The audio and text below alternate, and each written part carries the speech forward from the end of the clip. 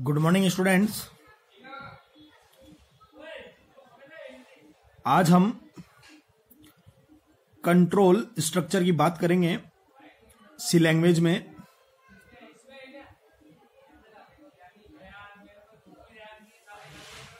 आइए शुरू करते हैं।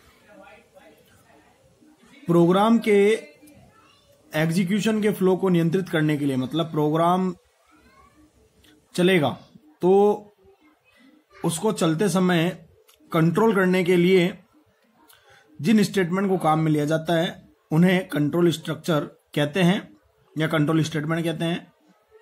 ये तीन प्रकार के होते हैं। पहला है सीक्वेंस स्ट्रक्चर। सीक्वेंस स्ट्रक्चर का मतलब हुआ किसी प्रोग्राम में आपने स्टेटमेंट को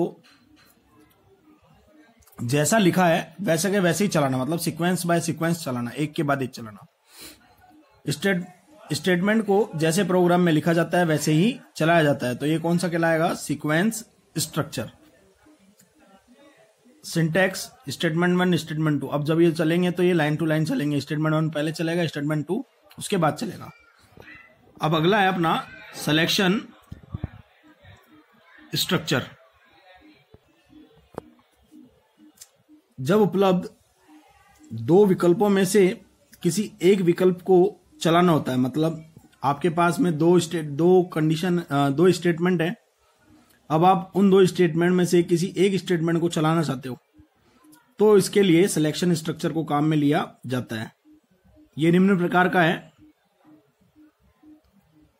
पहला है इफ स्टेटमेंट।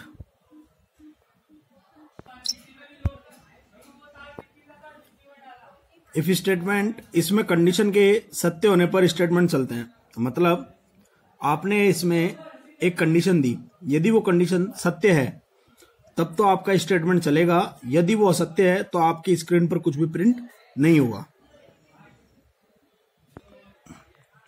देखिए सिंटैक्स, इफ कंडीशन दी हुई है, अगर ये जो कंडीशन है अगर ये होती है सत्य है, ट्रू होती है, तो आपका क्या चलेगा? ये स्टेटमेंट चलेगा। आइए अब इसको एक एग्जाम्पल के जरिए भी समझते हैं। ये जो प्रोग्राम मैंने एग्जाम्पल में लिया है ये पॉजिटिव इंटीजर प्रिंट कराने का प्रोग्राम है। देखिए मैंने एक वेरिएबल लिया है नंबर और प्रिंट एफ। सबसे पहले मैं मेरी स्क्रीन पे प्रिंट कराऊंगा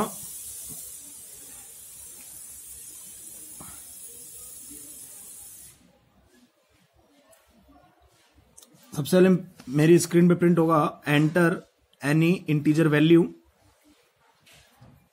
स्कैन एफ एंड नम। ये जो एंड नम है ये इनपुट लेने के लिए दिया गया है एम्परसेंड नंबर। जो इनपुट डलेगा वो किसमें डलेगा? नंबर में।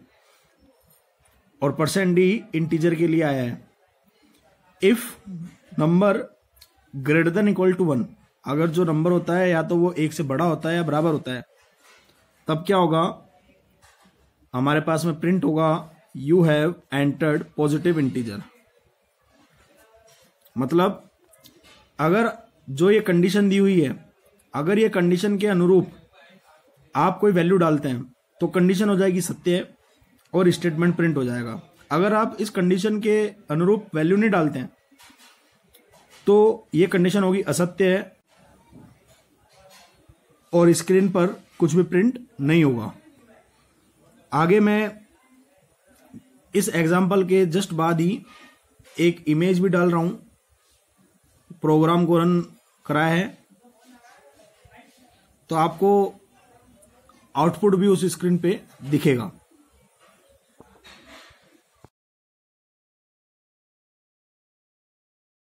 हमारा इफ एल्स, इसमें कंडीशन के सत्य होने पर इफ वाला भाग चलता है और असत्य होने पर एल्स वाला भाग चलता है। मतलब इसमें कंडीशन के सत्य व असत्य होने पर अलग अलग भाग चलते हैं। अगर कंडीशन हो जाएगी सत्य ट्रू तो इफ वाला भाग चलेगा और हो जाएगी फॉल्स तो एल्स वाला भाग चलेगा। आइए इसका सिंटैक्स समझते हैं। ये देखिए, इफ कंडीशन, यहां पे कंडीशन दी है अगर ये कंडीशन सत्य होती है, मतलब ये कंडीशन ट्रू होती है, तो ये वाला स्टेटमेंट चलेगा, और यदि कंडीशन फॉल्स होती है तो ये वाला स्टेटमेंट चलेगा। आइए अब इसको एक एग्जाम्पल के जरिए भी समझते हैं। देखिए, इफ एल्स का एक मैंने एग्जाम्पल बनाया है जिसमें मैं सम और विषम संख्याओं को, इवन और ऑड नंबर को प्रिंट करूंगा। आइए शुरू करते हैं। मैंने एक वेरिएबल लिया है नम। सबसे पहले मैंने प्रिंट कराया मेरी स्क्रीन पे enter the number to be checked. Scan F की सहायता से मैंने क्या करा है, इनपुट दिया है नंबर को। मतलब मैं इसकी सहायता से, इस लाइन की सहायता से नंबर दूंगा इनपुट के रूप में। If num mod 2 equals to 0, तब क्या होगा, प्रिंट इवन नंबर। मतलब आप जो भी नंबर डालेंगे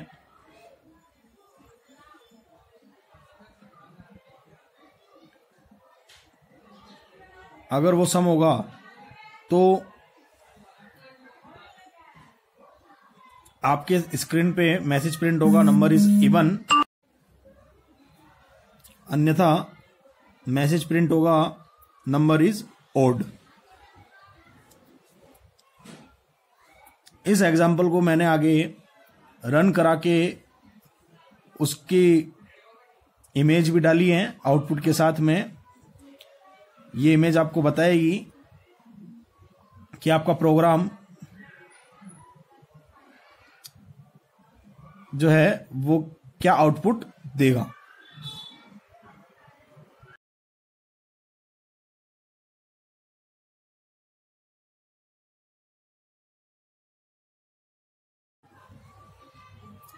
अब अपन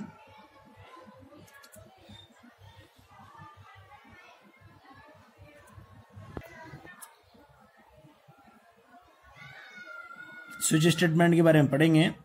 स्विच स्टेटमेंट क्या होता है, इसमें पूरे प्रोग्राम को एक साथ नहीं चलाया जाता है, इसमें प्रोग्राम के किसी विशेष भाग को चलाया जाता है। देखिए, जब पूरे प्रोग्राम को एक साथ ना चलाकर प्रोग्राम के किसी ब्लॉक को चलाना होता है तो स्विच स्टेटमेंट को काम में लिया जाता है। देखिए syntax, switch condition, case 1 statement break, case 2 statement break, case 3 statement break, default statement. मतलब आप केस 1, केस 2, केस 3 ये सारे के सारे ब्लॉक हैं। यदि आप केस 1 डालेंगे, मतलब आपने केस 1 में आपके पास में पूछा गया एंटर अ नंबर, आपने 1 डाला तो ये पहला ब्लॉक चलेगा और इसमें जो भी स्टेटमेंट है वो प्रिंट हो जाएगा। आपने 2 डाला तो दूसरा चलेगा, पहला छूट जाएगा, दूसरा चलेगा। यदि आपने 3 डाला तो पहला और दूसरा भी ब्लॉक छूटेगा, सीधा कौन सा ब्लॉक चलेगा, तीसरा ब्लॉक। मतलब स्विच कंडीशन में, स्विच स्टेटमेंट के अंदर पूरे प्रोग्राम को एक साथ नहीं चलाते हैं, प्रोग्राम का कोई एक भाग चलता है, जैसे पहला भाग, दूसरा भाग, तीसरा भाग। अगर ये तीनों ही नहीं चले, तीनों के हिसाब से कंडीशन सत्य नहीं है, तो कौन सा भाग चलता है, डिफॉल्ट भाग चलता है। ठीक है, आइए अब इसको एक एग्जाम्पल के माध्यम से भी समझते हैं। देखिए एग्जाम्पल, हमारा प्रोग्राम है वोवल और कॉन्सोनेंट, स्वर और व्यंजन प्रिंट कराने का स्विच केस की सहायता से। देखिए मैंने यहाँ पे, मुझे अक्षर प्रिंट कराने हैं इसलिए मैंने डेटा टाइप कैरेक्टर लिया है और एक वेरिएबल लिया है सी। प्रिंट एफ, सबसे पहले स्क्रीन पे मैसेज प्रिंट होगा, please enter any single character. Scan F, %s जो है वो कैरेक्टर टाइप के डेटा टाइप के लिए होता है। एंड सी, और सी में जो भी आप कैरेक्टर डालेंगे वो इनपुट के रूप में डलेगा। स्विच सी, केस ए, अगर आप केस ए डालते हैं तो वोवल प्रिंट होगा और यहीं पे प्रोग्राम रुक जाएगा। ई डालते हैं तो वोवल प्रिंट होगा, प्रोग्राम यहीं पे रुक जाएगा। ऐसे ही अगर आप AEIOU इन पांचों में से कोई सा भी कैरेक्टर इनपुट के रूप में डालते हैं तो आपके सामने वोवल प्रिंट होगा, नहीं तो आपके पास में डिफॉल्ट स्टेटमेंट, डिफॉल्ट वाला भाग चलेगा और आपका डाला गया अक्षर AEIOU में से नहीं है, अर्थात आपने मानिए बी डाला तो ये आउटपुट के रूप में कॉन्सोनेंट प्रिंट करेगा।